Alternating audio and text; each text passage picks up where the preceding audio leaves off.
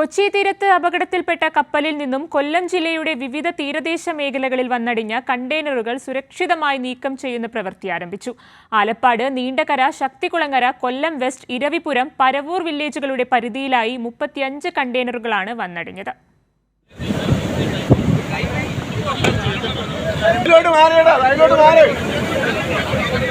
സംഹാരതാണ്ഡവം ആടുകയാണ് കടലമ്മ.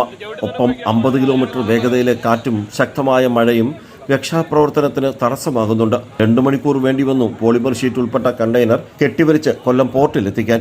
വളരെ പാടുപെട്ടാണ്. കാരണം ഇപ്പോഴത്തെ ആയിപ്പിന് കടൽ നല്ല രീതിയിലുണ്ട്. ഇപ്പോൾ ചുണ്ട് കണ്ടാൽ അറിയാം, ഇതിലടിച്ച് പൊട്ടിയതാണ്. നല്ല റഫാണ് കടൽ, നല്ല റഫായിട്ട് കിടക്കുന്നത്. വിചാരിച്ചതിനെക്കാട്ടി പാടായിട്ട് കിടക്കുന്നത്. നമ്മൾ എടുത്തതിന് ശേഷം പയ്യെ മാത്രമാണ് നമുക്ക് ഇങ്ങോട്ട് വരാൻ വേണ്ടി പറ്റുന്നത്.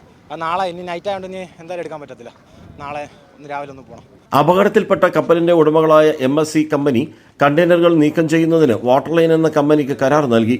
തകരാറിലായ കണ്ടെയ്നറുകളും തീരത്തടിഞ്ഞ മറ്റു മാലിന്യങ്ങളും നീക്കം ചെയ്യുന്ന T&T സാൽവേജ് കമ്പനിയുടെ പ്രതിനിധികളും കൊല്ലത്തുണ്ട്. തീരത്തടിഞ്ഞ മാലിന്യങ്ങൾ ശാസ്ത്രീയമായി ശേഖരിച്ച് സംസ്കരിക്കും. ക്രെയിൻ ഉൾപ്പെടെയുള്ള വാഹനങ്ങൾക്ക് എത്തിച്ചേരാൻ പറ്റാത്ത പ്രദേശങ്ങളിലാണ് ബഹുഭൂരിപക്ഷം കണ്ടെയ്നറുകളും അടിഞ്ഞത്. കടൽമാർഗം ഇവയെ വലിച്ചുകൊണ്ടുപോയി കൊല്ലം പോർട്ടിലേക്ക് മാറ്റാനുള്ള നീക്കവും ഉപേക്ഷിച്ചു. ജില്ലാ ഭരണകൂടത്തെ സഹായിക്കുന്നതിനായി രാസദുരന്ത പ്രതികരണത്തിൽ വൈവിധ്യം നേടിയ ദേശീയ ദുരന്ത പ്രതികരണ സേനയുടെ പ്രത്യേക സംഘവും ജില്ലയിൽ എത്തിച്ചേർന്നു. തീരത്തെറിഞ്ഞ കണ്ടെയ്നറുകൾ പരിശോധിക്കുന്നതിനായി കസ്റ്റംസ് അധികൃതരും ജില്ലയിൽ തങ്ങുന്നു. മലിനീകരണ നിയന്ത്രണ ബോർഡ് എഞ്ചിനീയർ റേച്ചലിന്റെ നേതൃത്വത്തിൽ കടലിൽ നിന്ന് സാമ്പിൾ ശേഖരിച്ചു. ജില്ല ഇതുവരെ നേരിട്ടിട്ടില്ലാത്ത ഈ അടിയന്തര സാഹചര്യം നേരിടുന്നതിനായി മത്സ്യത്തൊഴിലാളികൾ ഉൾപ്പെടെ തദ്ദേശവാസികളുടെ പൂർണ്ണ സഹകരണം ജില്ലാ കളക്ടർ ദേവിദാസ് അഭ്യർത്ഥിച്ചു.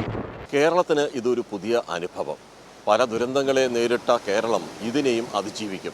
വലിയ ആശങ്കകളാണ് ആദ്യഘട്ടത്തിൽ ഉയർന്നത്. ആ ആശങ്കകൾ ഓരോന്നും പരിഹരിക്കുകയാണ് കേരള ഗവൺമെൻറ് ഓരോ നിമിഷവും ഇടപെട്ട്. ക്യാമറമാൻ അയ്യപ്പദേവിനൊപ്പം രാജ്കുമാർ.